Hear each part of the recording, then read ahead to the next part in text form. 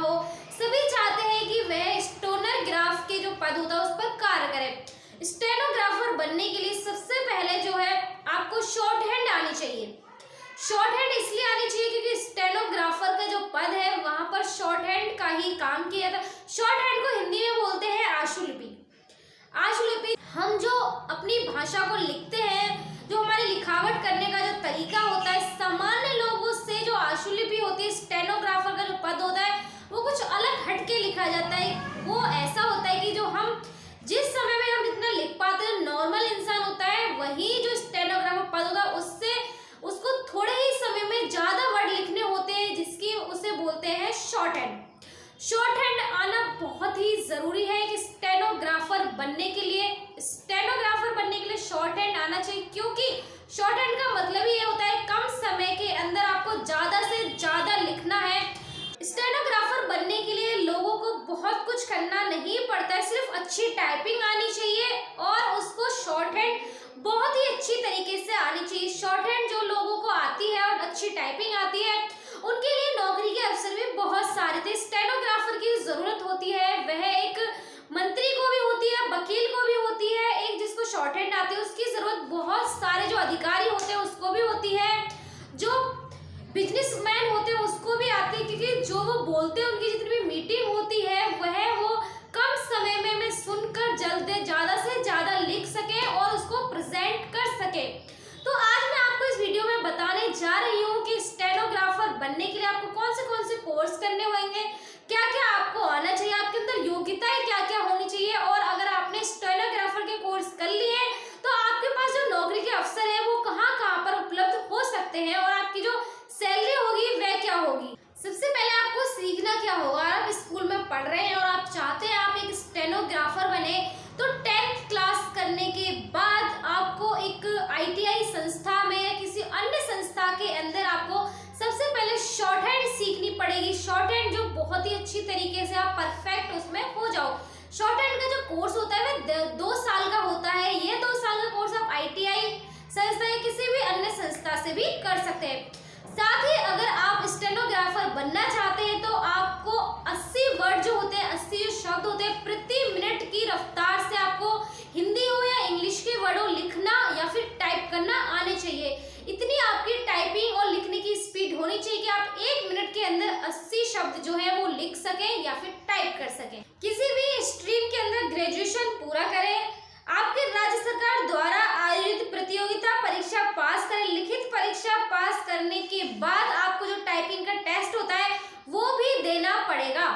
अगर आप स्टेनोग्राफर बनने की जो तैयारियां कर रहे हैं तो आप खुद भी इसकी तैयारियां कर सकते हैं, खुद पढ़कर या फिर किसी भी कोचिंग में जो प्रतिष्ठित संस्थान हो, प्रतिष्ठित कोचिंग हो उसमें एडमिशन लेके कर सकते हैं। भारत के अंदर कुछ प्रसिद्ध संस्थान, प्रसिद्ध कॉलेज है जहां पर आप शॉर्ट हैंड सीख सकते हैं और स्टेनोग्राफर बन सकते हैं। शॉर्ट हैंड जिसको आती है उसका जो अवसर होते हैं नौकरी के लिए कहाँ कहाँ पर होते हैं वह भी हम आपको बता दें। आशुलिपिक वह व्यक्ति होता है जो अदालत, कॉर्पोरेटर कार्यालय या रक्षा कार्यालयों में काम करता है और निर्देशक, मंत्री आदि के सहायक के रूप में प्रेस कॉन्फ्रेंस या मीडिया में उनके द्वारा बोले गए शब्दों को फटाफट से टाइप करता है या फिर लिखता है। इसलिए स्टेनोग्राफर की जो नौकरी है उसके लिए तेज और सटीक टाइपिंग आना बहुत ही महत्वपूर्ण है। सरकारी क्षेत्र के अंदर जो आपके पास नौकरी के जो अवसर होते हैं वो न्यायालय यानी कि कोर्टों के अंदर जो टाइपिंग करता है या फिर जो बात होती है उनको लिखता है। दूसरी जगह जो मंत्रालय होता है या रक्षा मंत्रालय होता है, रक्षा कार्यालय होता है या दूरदर्शन, या उसके बाद PR, इसमें भी आपको नौकरी के जो पद है वो आपको मिल सकते हैं। वहां पर नौकरी के अवसर आपके लिए उपलब्ध हो सकते हैं। अगर आपको एक स्टेनोग्राफर बनना हो, आपकी जो टाइपिंग की स्पीड बहुत ही तेज है और शॉर्ट हैंड बहुत ही अच्छे से आपको आती है। निजी क्षेत्र में कॉर्पोरेट निदेशक या मीडिया हाउस के लिए भी आप सहायक के रूप में कार्य कर सकते हैं। आपके पास अवसर नौकरी के मिल सकते हैं। साथ ही आप अपने स्टेनोग्राफी प्रशिक्षण संस्था भी शुरू कर सकते हैं। एक स्टेनोग्राफर के अंदर जो अच्छा स्टेनोग्राफर होता है उसके अंदर जो योग्यताएं होती हैं, जो गुण होते हैं वो क्या क्या होते हैं। सबसे पहले अच्छे स्टेनो स्टेनोग्राफर के अंदर जो इंग्लिश की जो भाषा होती है या फिर जहाँ पर वो काम कर रहा है, जहाँ पर उसकी जॉब लगी हुई है, वहाँ की जो स्थानीय भाषा होती है उसके पे जो टाइपिंग की उसकी स्पीड होती है उस पर कमांड होना बहुत ही जरूरी है कि उस पर इंग्लिश की जो भाषा होती है स्थानीय भाषा पर उसकी कमांड बहुत अच्छी होनी चाहिए टाइपिंग करने के लिए। ऑफिसों में जहाँ पर स्टेनोग्राफर को अगर जॉब मिलती है तो उसके अंदर योग्यताएं क्या क्या होनी चाहिए। ऑफिस से संबंधित कार्य को कुशलता पूर्वक पूरा करने के लिए माइक्रोसॉफ्ट ऑफिस सॉफ्टवेयर का पूर्ण ज्ञान होना चाहिए, यानी कि उसको माइक्रोसॉफ्ट ऑफिस और सॉफ्टवेयर अच्छी तरह से आना चाहिए, तभी वह ऑफिस के अंदर स्टेनोग्राफर की जॉब है उसको कर सकता है। साथ ही एक आशुलिपि को सूचनाओं को शीघ्रता से समझने और संबंधित अधिकारियों के सामने उस सूचना को प्रस्तुत करने में सक्षम भी होना चाहिए। संबंधित कार्यालय की अच्छी जानकारी होनी चाहिए जिससे कि आप किसी को भी अपनी बात तुरंत समझा सके।